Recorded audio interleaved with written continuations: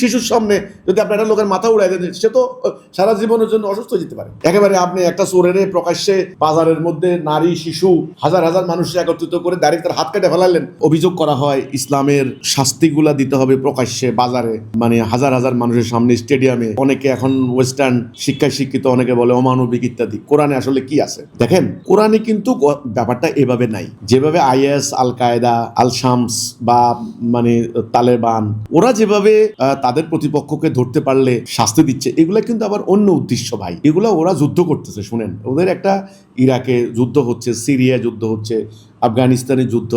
তারা মানে শত্রুর বুকের ভিতরে ত্রাস সৃষ্টি করার জন্য তারা এই ধরনের প্রকাশ্যে বাজারে শিরোচ্ছেদ করে। এগুলা অন্য প্রক্রিয়া। এগুলা যে আমি একেবারেই যে বলবো যে শরিয়া কায়েম করতেছে বিষয়টা তা নয়, পূর্ণাঙ্গ বিষয়টা কিন্তু তা না। যাই হোক, কিন্তু ইসলামের বিধানে কিন্তু প্রকাশ্য বলতে ওই ধরনের কোনো কথা নেই। ইসলামের বিধানের মধ্যে আছে, আল্লাহ বলছেন তোমাদের হৃদয়ে যেন শাস্তি কার্যকর করার ক্ষেত্রে অনুকম্পা না হয়, অপরাধীকে ছাড় দিবা না, এই ব্যাপারে কঠোর। তোমাদের একদল লোক যেন প্রত্যক্ষ করে, ওই রাতের অন্ধকারে ওই একেবারে কেউ দেখবে না, গোপনে কার্যকরী করে দিবা। এর একটা খারাপ দিকও আছে, এটা নিয়ে জনমনে কথা উঠতে পারে, কিভাবে কার্যকর হলো, সত্যিভাবে হলো কিনা। আপনারা জানেন যে বহুত গল্প কাহিনী আছে, ফাঁসির আসামিকে ভাগায় দেওয়া হয়েছে, অনেক কাহিনী আছে, সিনেমাটিক অনেক কাহিনী আছে। আল্লাহ তাআলা আইন রচনা করার ক্ষেত্রে খুবই নিখুঁত। আমরা এখন যেভাবে মানে এক্সিকিউট করতেছি ব্যাপারটা কিন্তু তা নয়। একেবারে আপনি একটা চোরের প্রকাশ্যে বাজারের মধ্যে নারী শিশু হাজার হাজার মানুষ একত্রিত করে ডাইরেক্ট তার হাত কেটে ফেলালেন, ব্যাপারটা কিন্তু এটা নয়। এখানে বলা হচ্ছে তোমাদের হৃদয়ে যেন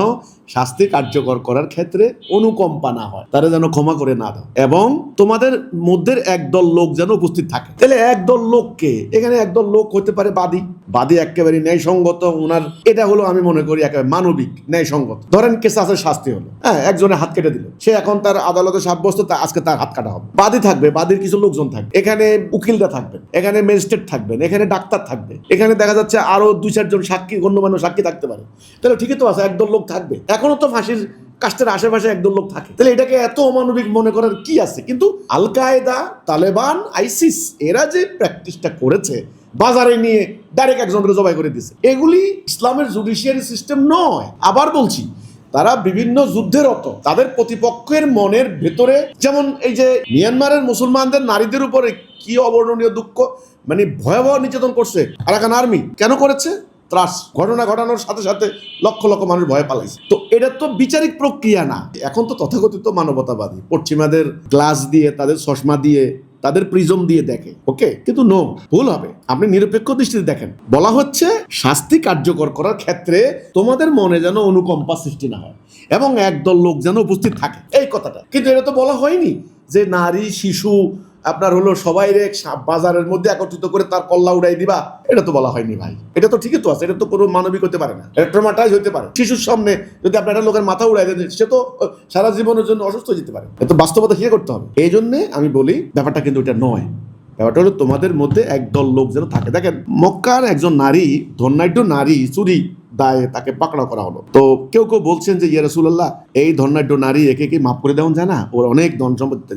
রাসূল বলছেন, দেখো, অতীতের অবস্থা সম্পন্ন লোকদেরকে ছেড়ে দেওয়া হয়েছে, প্রভাবশালীদেরকে, আর দরিদ্রের উপর আইন কার্যকর হয়েছে। আল্লাহর কসম, একথা বলছেন, আমার মেয়ের ফাতেমাও যদি চুরি করতো তার হাত কাটতাম। তাহলে কোনো অনুকম্পা নাই, এটাই হলো কথাটা।